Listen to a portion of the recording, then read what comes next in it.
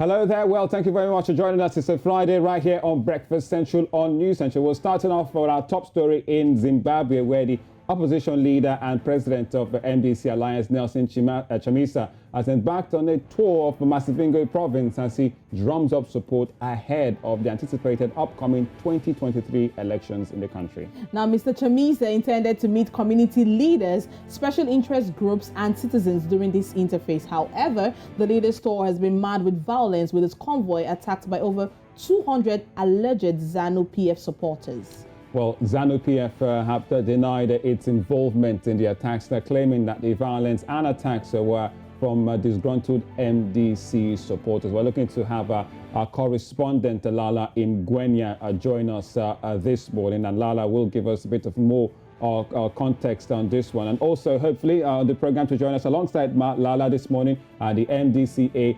presidential spokesperson also to join us this morning to give us more context of it. So that's also big news politically in Zimbabwe this morning. Right, and it looks like 2023 election in Zimbabwe will be pretty much heated. This is just 2021, and that's like 2 years from the time, and we're already seeing a lot of violence, a lot of disruptions, a lot of media rallies being interrupted in Zimbabwe.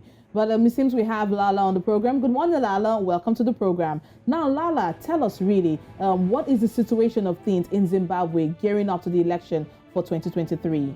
All right, so confirmation looks like Lala is still not with us this morning to give us the latest between the MDC and ZANU-PF. And we're also looking to have Nkululeko Sibanda also on the program, so we'll tell you about that later. So big problems between MDC and ZANU-PF, although ZANU-PF have come out to deny the accusations about the attackers, saying that it was all about the disgruntled MDC Alliance people who are making this claim. So that is the big news now this morning from Zimbabwe right here on a Breakfast Central. All right, and also looking at the political situation in Zimbabwe, you know, when you have this kind of violence and attacks with people being confused as to what to do next, it makes people also not sure of their safety when that time comes. Talking about the 2023 election in Zimbabwe, it also brings to question the safety of the people, safety of the voters, safety of their electoral commission, as it were, in Zimbabwe. How it would all go out or play out in the country is what the people of Zimbabwe are looking forward to. Yeah, the ruling ZANU-PF is where the current president, Emmerson Mnangagwa, comes from. All right, so let's join our correspondent from Zimbabwe, Lala Imgwenya. Lala, morning to you. Welcome back to Breakfast Central. So what's the latest in this one between the ZANU-PF and the MDCA? Good morning, Olisa. Morning, Lala. It looks like history keeps repeating itself when it comes to elections and violence in Zimbabwe, and mostly is violence, towards the opposition party. But, there's been quite a lot of debate on social media. ZANU-PF is saying, no, we are not involved. It's not us. It's your own disgruntled supporters. You guys are staging this violence and these acts of attacks. It's got nothing to do with us. But anyway, to help us understand the situation on the ground, I am joined by MDCA presidential spokesperson, Dr. Nkululeko Sibanda. Dr. Nkululeko, you are welcome to News Central. Thank you very much for having me today. Right.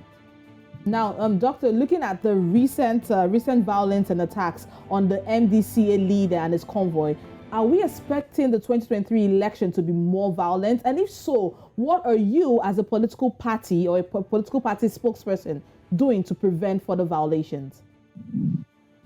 Oh, well, look, we're not responsible for the violence, so we cannot say whether or not ZANU-PF will continue or may stop being violent going into the 2023 elections. But what everybody who has studied these things has said, Magais has said this, is an expert on these things. Mahere, our spokesperson for the party, has said that, and so has the deputy spokesperson. The president has said that things seem to be gearing up for the same levels of violence as we had in 2008. So I think that it is very clear that ZANU-PF is afraid. ZANU-PF feels like they will be unable to deal with President Chamisa going into this election. We hope that SADC and other countries can come in and help ZANU-PF understand that we're moving forward as a democratic region. We've seen what's happened in Zambia and what's happened in Malawi. We see elections in South Africa, in Namibia. They're all fairly peaceful and without violence. And we hope that the region can begin to work towards that even in our country. All right, so good to have you, Nkululeko Sibanda. But coming to you, Lala, ZANU-PF now has denied its hand in this recent violence occurrence in MASVINGO and has claimed that the violence came from disgruntled MDC alliance supporters, as you said. Now, how far from the truth can this be, taking into account that the party has been in turmoil in the past couple of years? Okay, Olisa, I think, you know. Go. All right, you can go on, Nkululeko Sibanda. Okay, sorry about that. I think that, you know, the question sort of just needs to get the point, which is that ZANU-PF itself has clarified its position on the violence, with its spokesperson coming out to say that he thinks that the violence was meted out by his supporters who ostensibly did not want to be addressed by President Nelson Chamisa. But you have videos to show what happened, indicating that, in fact, the people of MASVINGO were stumbling on each other to meet the people's president. The people of MASVINGO were making a broad statement that, look, we are not people that will be stopped by violence. We're going to continue to work with President Nelson Chamisa to move things forward. So I think that, as a matter of fact, ZANU-PF itself has revised that position, which was earlier given out by Nick Mangwana, who everybody knows certainly has no relationship with matters of fact and truth. All right. Well, coming back to Nkululeko Sibanda, there is a talk of a GoFundMe project to raise money to buy a bulletproof car for the party president. How is the fundraising coming through so far? And are you planning on visiting other provinces in the country to gather more support, Sibanda? Well, look, this is a citizens' initiative. President Chamisa was out and is out in the country working with citizens. It is not an initiative by the MDC Alliance. It is an initiative by supporters of President Nelson Chamisa that want to buy him vehicles that are much safer to use and much more reinforced. We don't know how this is going to go forward, but I looked at the numbers today. They look certainly very promising, and it is a true indication that Zimbabweans are behind the Citizens Project being run by President Nelson Chamisa. It is testament to the fact that Zimbabweans are willing to part with money, time, and resources in order to get their country moving forward and in order to push the agenda that President Chamisa is pushing at the moment. So I think that we are going to see some amazing numbers coming out of the GoFundMe campaign right there. All right, we still have our correspondent out there in Zimbabwe too, Lala. Lala, you've heard what Sibanda has talked about. I'm sure you want to chip in more questions and even thoughts coming from a Zimbabwean point of view between the MDC and the ZANU-PF on what people are talking about. So go on, Lala. Okay, so Dr. Nkululeko, I'm sure right now most people are asking themselves, is the leader of the MDCA Nelson Chamisa safe? Is he safe wherever he is? President Chamisa has never been safe, and he's never been one to be bothered by that, because you know what, when you take the job he took, those are part of the packs. He knows that he's dealing with a violent regime.